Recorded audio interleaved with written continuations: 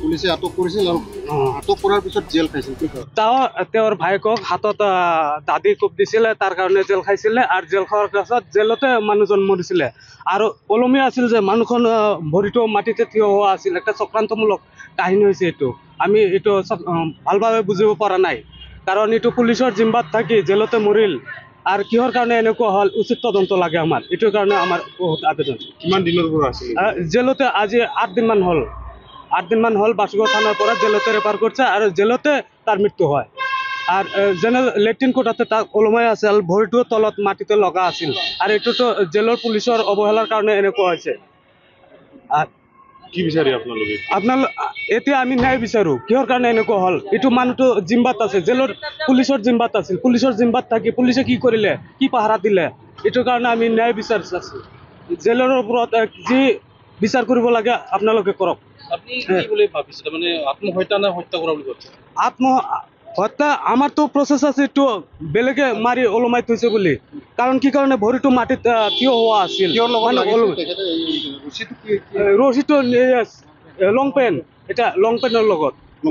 লং PAN দিয়ে ইয়াতে মারি ওপৰত থৈছিল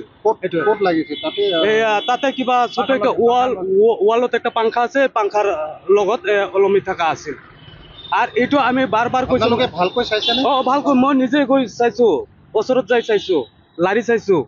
কিন্তু ভৰিটো তলতে আছিল আৰু এইটো আমি মেজিষ্ট্ৰেটৰ ওচৰত জেলতো কৈছো কি কাৰণে এনেকুৱা হল আপোনালোকে পাহাৰা দিয়া সত্ত্বেও মানুহ জেলৰ পৰা কেনেকৈ মৰিল আপোনালোকৰ জিম্বাত আছিল এইটো আমাক ঠিকমতে চাব পৰা নিদিয়ে আৰু আপোনালোকে বাৰ কৈ থাকে সুইচাইড দিছে সুইচাইড হলে পুলিচে কি কৰিছে পুলিচে তাত জেলত কি কৰিছে পুলিচে হেফাজতত থাকি মানুহজন কিয় মৰিল ইয়াৰ কাৰণে আমাক ন্যায় বিচাৰ লাগে ইয়াৰ কাৰণে আমি ন্যায় বিচাৰ লাগে আৰু উচিত তদন্ত হ'ব লাগে এইটো উচিত যাতে চৰকাৰে উচিত তদন্ত কৰে কিহৰ কাৰণে এনেকুৱা হল এই তাৰিখে আহিছে বাসগড়ৰ পৰা আজি 8 দিন কয় তাৰিখে তাৰিখটা কত আছিল 30 তাৰিখ পুলিচ প্ৰকেশন 28 তাৰিখত থানাত লৈছিল থানাত এদিন ৰাখি তাৰপিছত ইয়াত জেলতে ৰেফাৰ কৰিছে আৰু কি কোকৰাঝাৰত লৈ আহিছিল কোকৰাঝাৰ জেলত আজি ঘৰৰ মানুহ চাবা আহিব বুলি ৰেডি হৈ আছে ইয়াৰ মাজতে কোকৰাঝাৰৰ পৰা ফোন গৈছে মানুহজন সুইচাইড কৰিছে আমি তাৰপৰে কৈছো সুইসাইড যে হল পুলিশেৰ জিম্বাত থাকি কেনেকৈ সুইসাইড হল পুলিশে কি কৰিলে আমি যদি গৰু ৰাখল হয় গৰুটো ভাল মতে নচৰাও তেনেহলে আমাৰ কি উপায় হব আমি কেনেকৈ ৰক্ষা কৰিম এই কাৰণে যাৰ যেটো ডিউটি উচিত ডিউটি কৰিব লাগে আৰ ইয়াৰ কাৰণে আমি উচিত তদন্ত বিচাৰিছো ধন্যবাদ